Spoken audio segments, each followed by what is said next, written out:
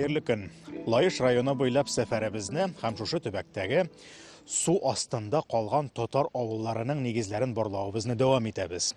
Бүген без Саралан дигән авылда.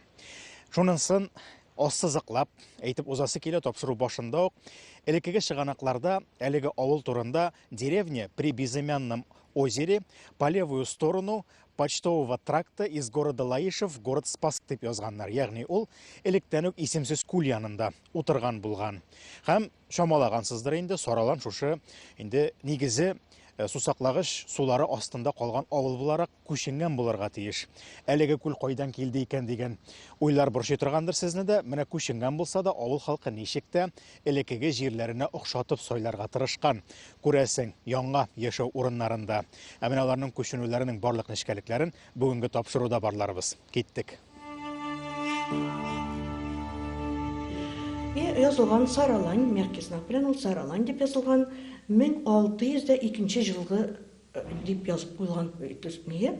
Димәк инде менә шундый нәтиҗәгә килеп, димәк инде ул 1600 елларда булган инде ул безнең Саралан авылы.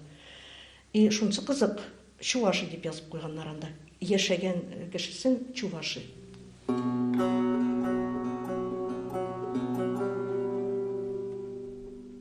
Шушы урында бераз тукталып торып, Чуваш дигәнне турында сөйләшеп алыйк әле. Юкка гына кулыма телефонны алмадым, бик сирәк була торган очрак, чөнки бу бик әһәмиятле тема һәм кайсы бер әйберләрне укып та әйтеп узарга кирәк булачак.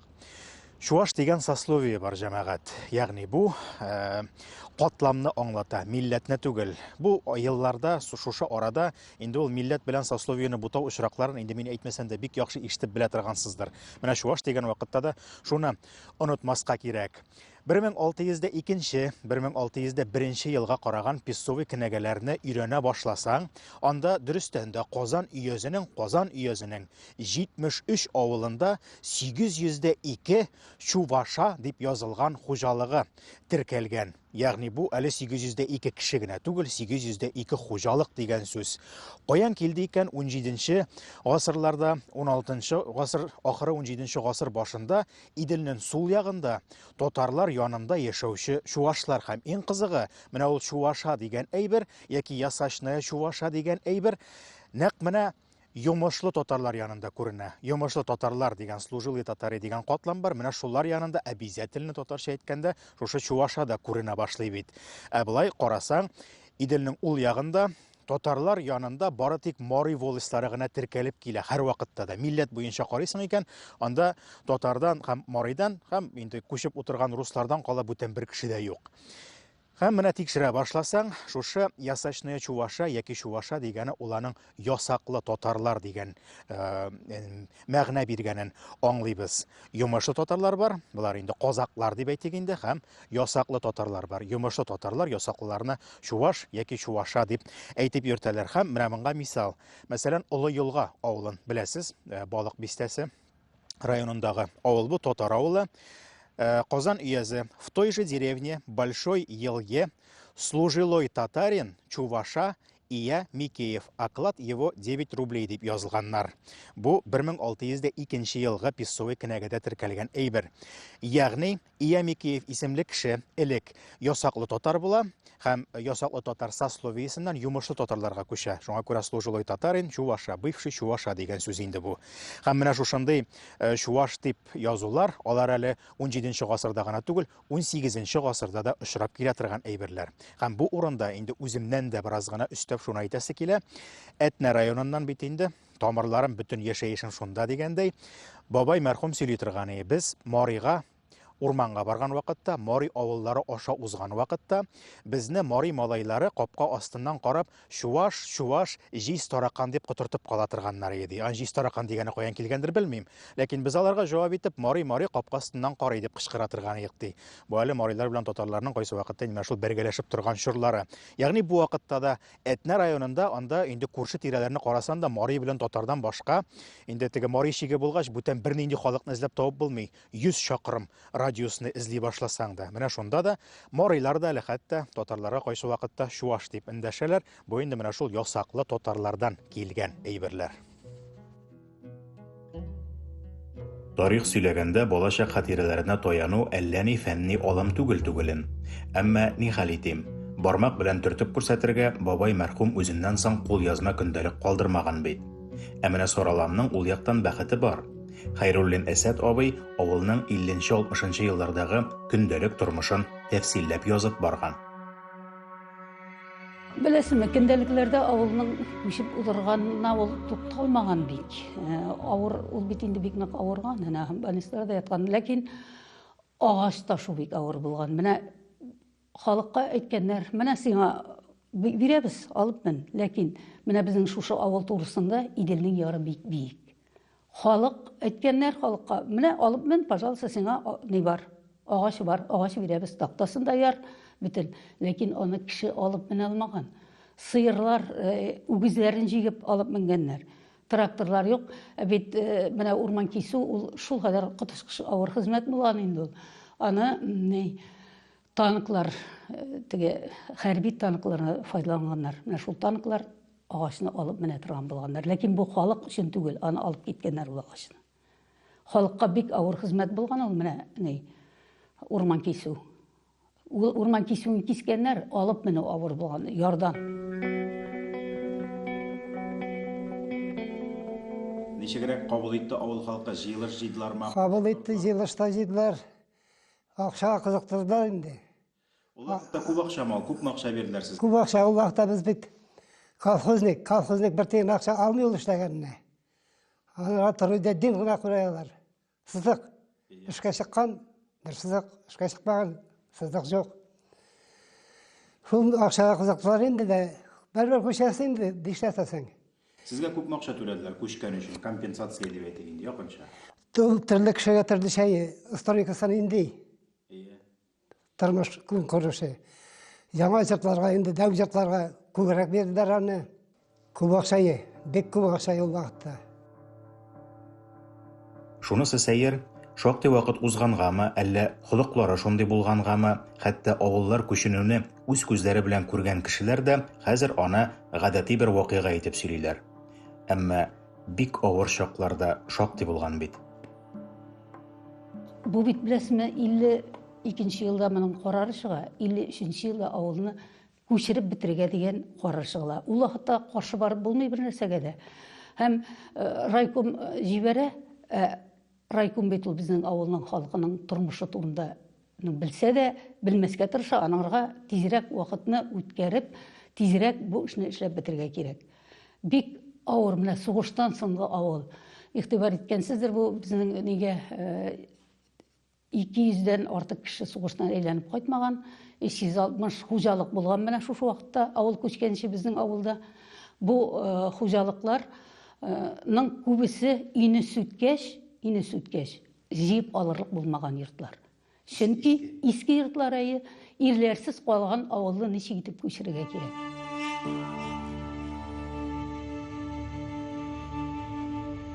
Сират манерында кем кайшан теле инде үзе алсын сораган куймадылар аның. Менә 1-2 елда күчеп бетергә диделәр дә, шул акыртын инде үз җай белән күчте инде. Көчләп күчмәделәр, калдышлар да булды, 1-2 ел соңга калдышлар да булды шунда. Алар ничәдәннән соң? Аннар күчләр инде бер. Инде су бөтенләй килә башлады. Аннар шул көчеп бетте инде, 55-та көчеп беттеләр инде бөтенләй. Фаттах Асад дигән кеше бар иде. Менә күл буендагы җыртыданың беренче ул күчте. Ең вакытта калдышысы инде Сафин Закир абый. Сиражиев Талгати, алар ике җырт калдылар, ике актыкка инде. Менә шул 53-тә көчә башлады, 54-тә көчеп бетте инде, 55-тә шул актык җырлар көчте. Колхозга ниткәндә безнең авылга биргәннәр инде җырт башына 25 сутый. Шул 25 сутый белән монда да җирдә башта билгеләделәр күчкәнче. Тамалап чыктылар менә. Фәлән номер 25 сутый. Таян кадыйда китә, Шуннан аннары тамаладылар. Алда инде шыбага дип атала инде, шыбага. Кем кайсы урынга утыра? Кемгә номерләгә. Шул номер белән шыбага алгачтан номер белән килеп җирләребезне карадык инде. Менә безнең монда икән. Аннар кайтып әйләргә, әниләргә әйттек инде. Шунда бурын дип. Ярар. Кайсы шатмады, кайсы авыштырды, шунда берсенә берсе. Кем ничек теле инде, ирексезләмәделәр ул якка. Элекеге урыннары су астында калган башка авыллардан айырмалы буларак Сараланның бәхете бар әле. Менә без хәзер олы юл аркылы гына чыктык та Сараланның иске авыл урынына килеп бастык. Дөресрәге, ул урын бездә менә сез әле күреп уздыгыз аны 300 метр ераклыкта гына миннән сул якта урнашкан. Бүгенге көндә авылның ул җирләре фермер кулында һәм аның урамнары буйлап дип әйтик инде, иркендә аның атлары йөреп тора. Хәзер без Сараланның иске зираты янында. Аны да су басмаган бүгенге көндә шушы үз урынында тора һәм шул сәбәпле әлеге иске зиратның авыл халкына йогынтысы да озак вакыт сакланып килә әле. Яңа урынга чыгып, яңа җирдә авыл кору ул бит инде бер мәсьәлә, ләкин аның авылы булгач яңадан бит инде зираты да шунда яңадан башланырга тиеш. Татар халкында бер шундый кызыклы ырым бар. Менә яңа зиратка беренче булып кемне җирлиләр, шул кеше артыннан әлеге зиратка аның бөтен нәселе дә кирип ятачак икән дигән. Аның кайсы бер җирдә инде менә ничәдер кеше аның артыннан шушы нәселдән керәчәк дип әйтәләр инде. Менә шул ырымны истә тотып, әле озак еллар Саралан халкы шушында кадәр килеп, иске зиратка җирләп килә үзенең вафат булган кешеләрен. Һәм моңа нокта куючы бер абый гына була инде, менә мин беренче булырмын, ярар дип ничектер йөрәксенеп шушында җирләүче. Инде зират турында Илшат синең белән сөйләшеп узыйк. Менә бу әйләндереп алган валы дип әйтик инде. Бу электән бар идеме, әллә сез эшләп куйдыгызмы инде моны? Бу инде электән үк булмады. 2013 елда без инде менә шушында техника кирә алмасын өчен зиратыбыз кырылатып, чокыр казырга булдык. Техника кирип, мусор түкмәсеннәр өчен. Инде очракларда булдымы? Андый очракларда булды. Кирип, КАМАЗлар белән мусор аудардылар. Аларны инде чистартып тордык. Хәзер инде менә 2013 елда шушы траншейны казыганнан соң монда инде мусор ташлау дигән әйбер юк хәзер. Әз генә үз кешебездән килгәнчә җыештырып, саклап тотабыз инде зиратларын. Карап утырган тамашачылар әйтеп куярга, зират күчергәннәр икән, авыл урыннары да калган, зиратлары да калган дип, бу тирәгә су бөтенләй күтәрелмәгәнме ул? Беренче елларында күтәрелгән бу тирәгә хәтле су. Аннан инде менә хәзер суларыбыз, менә аны агачлардан сез күреп китә аласыз. Ул агачлардан бу биеккә таба узмый. Шунда хәтле кенә килә дә бу җирләргә кадәр су килми. Бу җирләрне әлеге көндә бераз ни дип әйтергә буламы теге? Сазлыкланып тора, бер-бер дә су якын булганы сизелә дип әйтеп буламы? Язлый бер сазлыклырак. Инде хәзер бүгенге көнгә крестьян фермер хуҗалыгы бу җирләрне эшкәртә. Инде бер менә соңарлап эшкәртә, чөнки язлый бер сазлык булып тора әле. Монда авыл калса да, алай теге базлар казып яшәрлек булмагандыр инде ул. Теге идән астына сулар кирип, шундый азаплана торган урын булыр инде бер караганда. Дөрестән дә шулай. Райком тарафыннан шундай күрсәтмә бирелгән, салам түбәле иләр булмасын. Димәк, үй түбәләрен ябырга мөмкин булган такта белән һәм бик күбесе такта белән япканнар да. Чөнки шифр кыйммәт хаккала юк дәрәҗәсендә бардыр инде ул, аңа бит акча кирәк. Һәм әле бит аның бөтен кеше төзү эшендә белми, әйткәнемчә тагын ирләр юк авылда. Ну шулай да инде фронтовиклар, бригадалар төзегәннәр, чөнки авылны җыен менә теге акча эшләүчеләр баса башлаган шушы күчкән вакытта. Авырулары да килгән, сәламәтләр дә килгән. Ну эшләмичә ятучылар, күбрәк акча алучылар.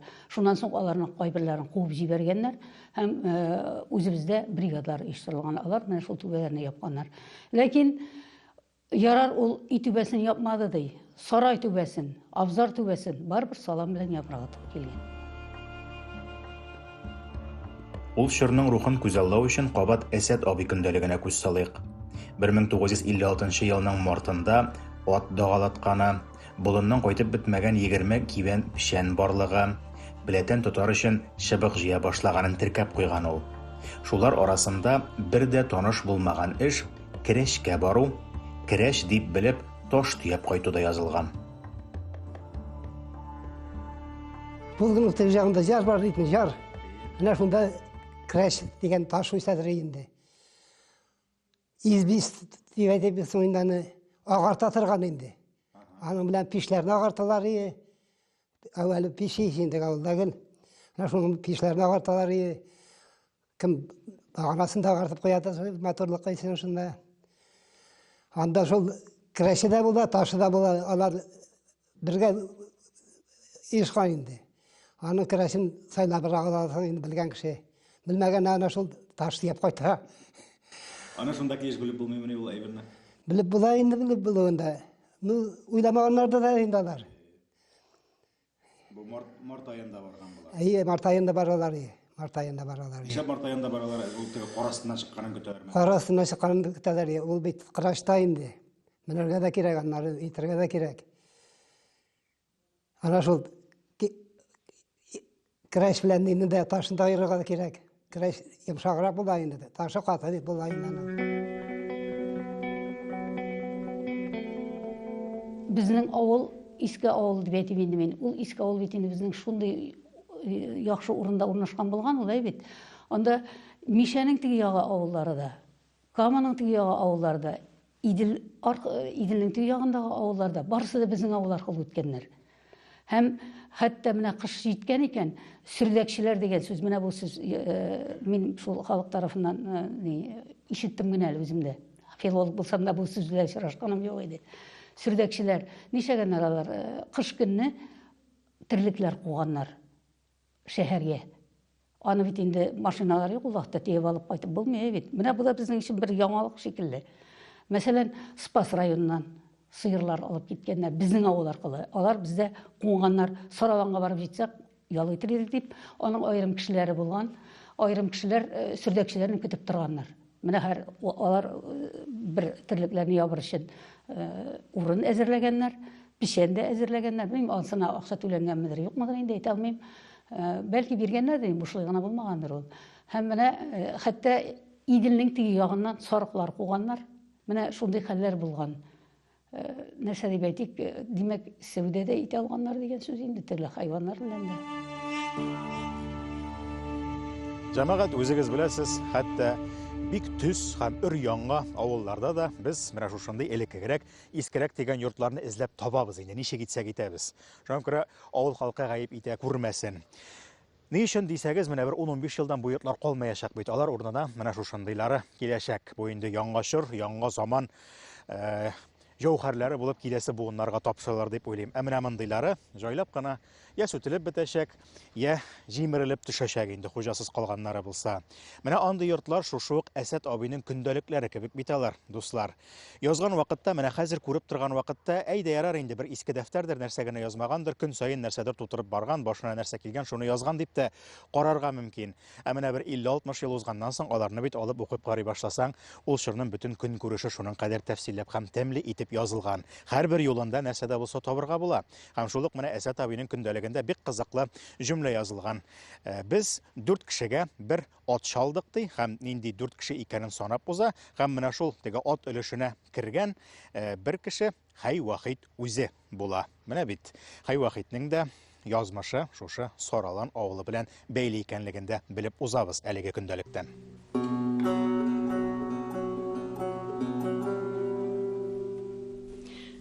Хайвахит белән без бик горурланабыз. Ул бездә 10 ел буе яшәгән, ничек булган. Аның хатыны Рафига апа Ахтямовна инде ул монда распределение белән килеп эләгә участок больницасының баш врачы, баш табибы иттереп. 50нче елда Хайвахит монда үзе яшәргә килә. Саралан бик зур авыл була ул, үзенең зур мәктәбе белән 10 еллык мәктәп инде ул вакытта, больница ул татар авыллары өчен. Татар авылында бердән-бер мәктәп була, 15 мәктәптән килеп укыйлар монда. И больницада шундый бердән-бер шушы тирәдә бер зур больница, бик зур авыл була Саралан. Шуннан килә безнең Сарлан авылында сельсоветка кирип язылышалар Рафига апа белән Хайвахит. Монда эшкә урнаша, аны партком секретарь итеп сайлыйлар монда. 2 ел эшләр ул. Монда партком секретаре булып. Аннары ул менә үзен бөтенләй шушы әдәбияткә бирә. Аның бар беренче китаплары бар, шигырь китаплары бар. Ләкин аның менә шушында Сараланда утырып язган беренче мәхәббәт дигән романы пьесасы пьесасы дөрес әйтәс нигә Тукай премиясына лаек була. Аны сәхнәләштерә Рифкат Бикчентаев, аңарга да була шуның өчен Тукай премиясе, менә икесе дә Тукай премиясе алалар.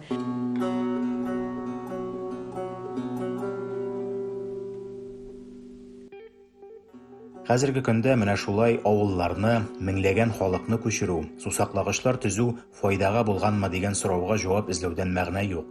Шунысы хак, илдәге мондый зур үзгәрешләр авылларыбыз яшәешен кискен борып, яңа юнәлешкә алып кереп киткән. Халык безнең ияләшмәгән иде урманнан печән чабырга. Болында печәнне чабып ияләр иде, һәм шуны кыш көнне генә ташыйлар иде. Ул бик 60лап кибән печән калды әле дип. әйе, калган ул шулай калган. Ул су аны басып киткән инде, өлгермәгәннәр аны ташып. Аны бит тракторлар юк, ул вакытта әнә шул ат белән ташыйлар. Бер улаулап ат белән ташыйлар. Шуның өчен калганалар бик күп калганнар. Су баскан вакытта калган әйберләр бик күп инде. Аннан соң менә башка авылларда тагын шурамаган нәрсә, менә шиповник шыган диләр инде бездә аны. Шыган дип йөртәләр. Менә шушы шиповникны безнең авыл халкы бик күп җыйган. Менә шушы болынлыкта, әнә шул су баскан урыннарда ул бик күп булган. Аны беләсезме, хәтта бәрәңге налогы биргәннәр бит әле кешегә. Менә шушы бәрәңге налогында бәрәңге урынына шушыны тапшырырга мөмкин булган. Ул бик кыйммәтле материал булган медицина өчен. Үзгәрә инде, дөньялар үзгәрә, алда үзгәрә, иләрдә үзгәрә. Ел берсендә берсе матуррак саласы килә инде, зуррак эшлисе килә. Торырга кешесе генә юк. Әввәл Искавылда чакта кимендә 7 балайы йортта. 7 бала. Андалы кайсы ишәр буын яши. Баба, әни, малай, менә ишәр буын яшиләр. Шул йортта. Ие, ишәр агайын бергә иләнешеп, бергә торып, шунда бер җырта, ул җырларда да үтүле инде вакытта 5 метр инде. 5 метрга 5 метр җырларда торалар шулай. Бергә тату ие, халык тату ие. Хәзер халык тату түгел хәзер.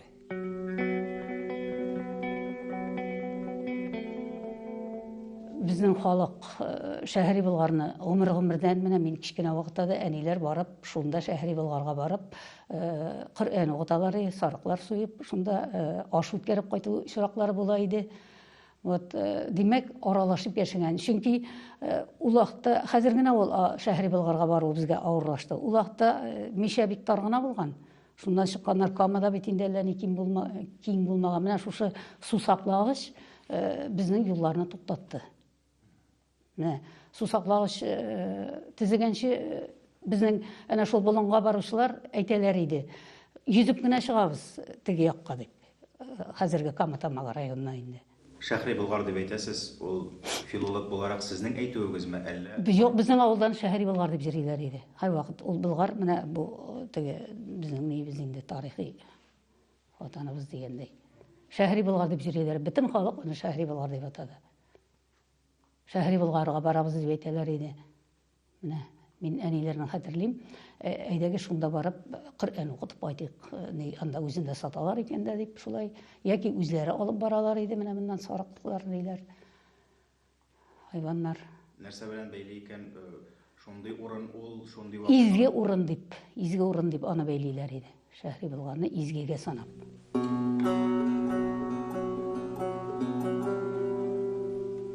Гел юлда булып торгач, безгә очраган әңгәмәдәшләрнең иң еш бирә торган соравы бу арада кайларда булдыгыз әле. Менә шул вакытта Кырлай дип әйтсән, о Тукай диләр.